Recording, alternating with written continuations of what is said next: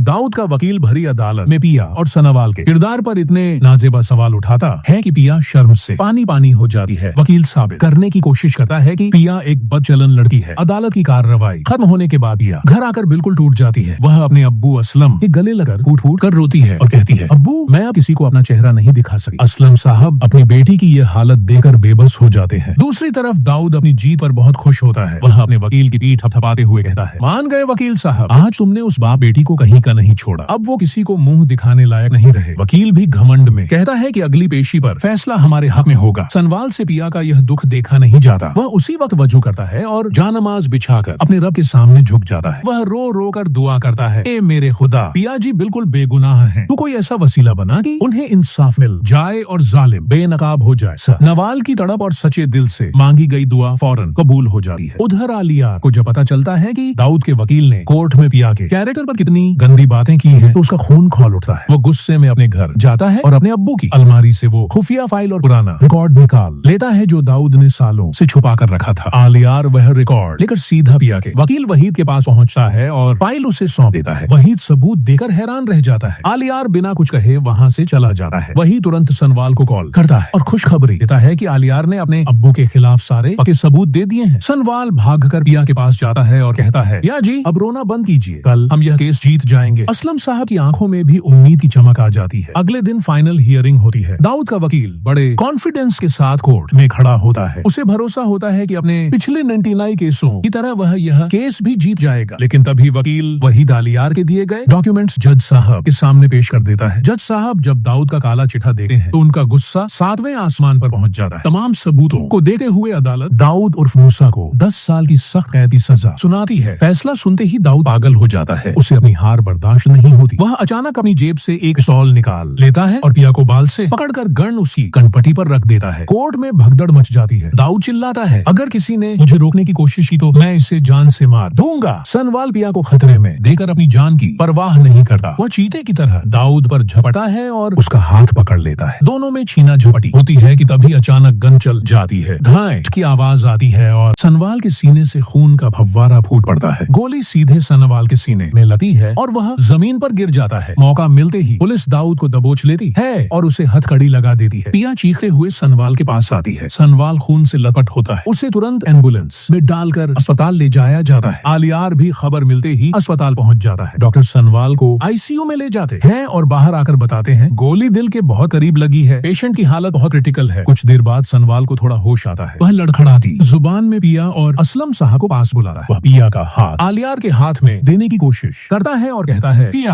आलियार एक अच्छा लड़का है, उसे अपनी गलती का पछतावा है। मेरे पास वक्त कम है, तुम आलियार से निकाह कर लो। असलम साहब सनवाल की आखिरी ख्वाहिश मान लेते हैं और रोते हुए फौरन मौलवी साहब को बुलाने का फैसला करते हैं। तो दोस्तों, कहानी एक बहुत बड़े मोड़ पर आ खड़ी हुई है। सवाल यह है कि क्या सनवाल की मौत हो जाएगी? क्या पिया अपनी मोहब्बत को मरता हुआ देखकर आलियार से निकाह कर लेगी, या फिर किस्मत कोई नया खेल खेलेगी और सस्सी और सनवाल दोबारा एक हो जाएंगे? ये सब जानने के लिए हमारे चैनल को अभी लाइक, शेयर और सब्सक्राइब करें ताकि आप क्लाइमेक्स मिस न करें।